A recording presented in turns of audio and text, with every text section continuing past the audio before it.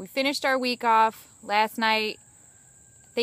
I think we ended up doing a full 7 days. And we had a few days where we lucked out and people took us out to eat. We had family come in from out of town, and so we did have a couple of nights that we got lucky. But then there was 5 nights of our challenging suppers, and we did very well with them. I did some salmon patties one night. I did a ground beef, sort of like a spaghetti, another night from canned ground beef, which was surprisingly good. And then we did chicken and rice another night, and I did some chicken wraps one night. And there's one more, and I'm forgetting what it is. I figured that would happen. Lunches, as I said before, were pretty easy. And breakfasts we did eggs or oatmeal, or I tried cereal with the powdered milk a couple of different ways and in different times. Evaporated milk.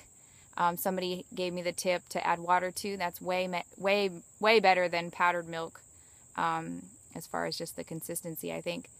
Then, so oatmeal. And then on Sunday, I usually do a special breakfast, and I did biscuits and gravy and eggs with some of the turkey spam cut up in it, and a can of corned beef hash. And it was all really good. I thought so. So anyways, the takeaway from all of this was a couple of things. First of all, I need way more canned goods. And if that means canning them myself, which I've kind of gotten inspired to do meats now. I've never done meats in my canner, but I have a pressure canner, a good one. So I am inspired to do that. But just stocking up on canned goods, canned meats, and mostly canned meats. It wasn't that hard of a challenge, I think, because we had so much fresh from the garden, and adding that to the meals, it's hard to beat. Like, for instance, that spaghetti we had was all fresh garden veggies that went into it, and herbs, and if you have all that garlic, you've got a good meal. Regardless kind of what the protein is that you're using. You've got all those really good flavors. So I think that was one of the reasons why it didn't feel as challenging. It was an easy week. It went by seamlessly, and barely any complaints, or I know one thing that we did cheat on was the ice. So, people were still drinking their iced tea and whatnot. I think that's about it. So the canning, I would like to really ramp up my canning, and which also going along with that is storage space. We have minimal storage space right now.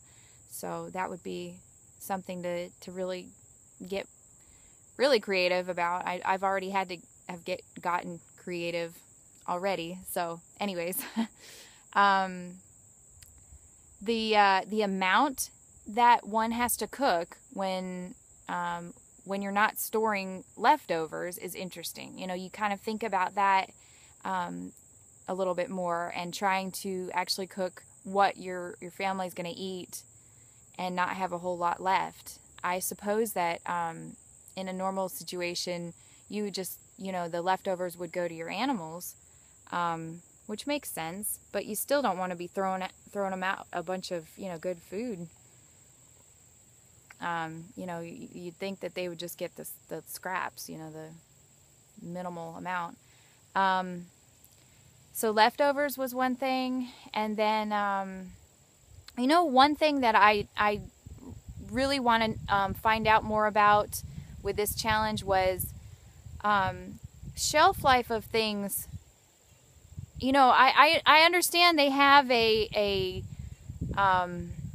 expiration dates and all that on things.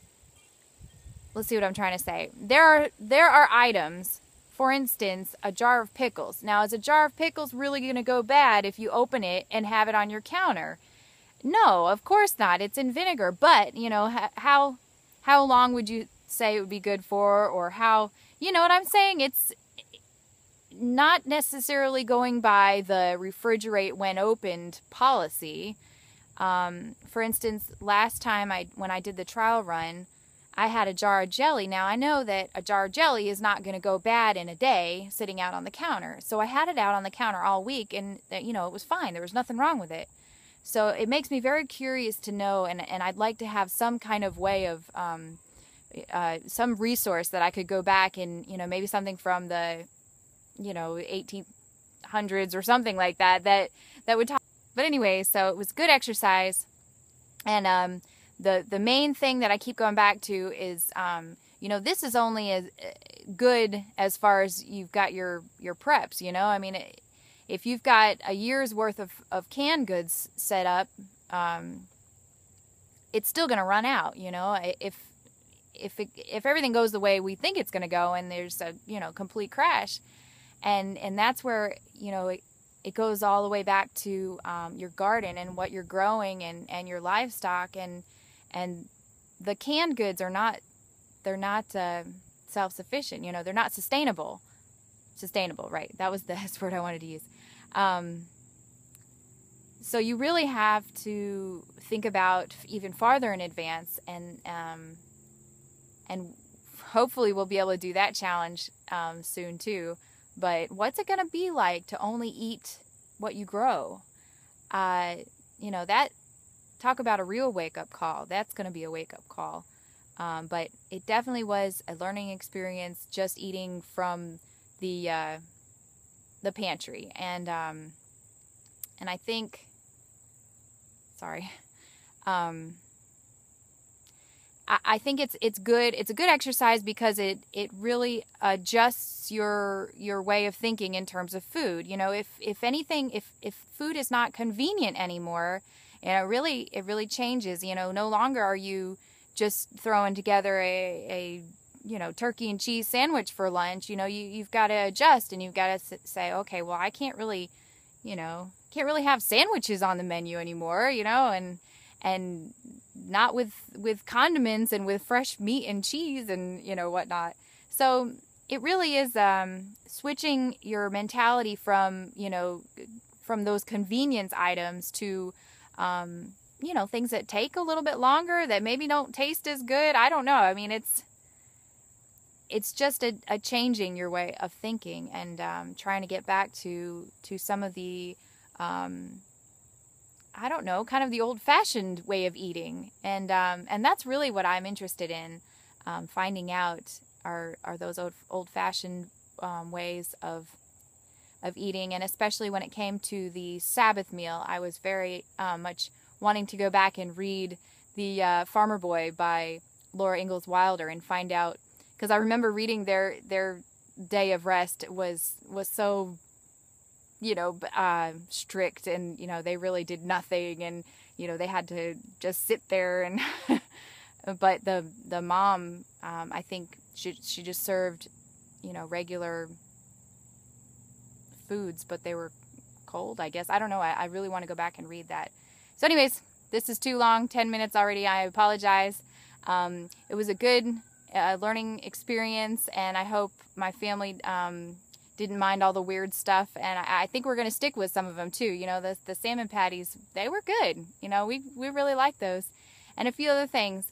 But most of all, I'm going to work on getting our stocked, getting well stocked up meats, and maybe canning some meats when I, you know, run into the deals at the grocery stores and whatnot. But thank y'all. Have a good day.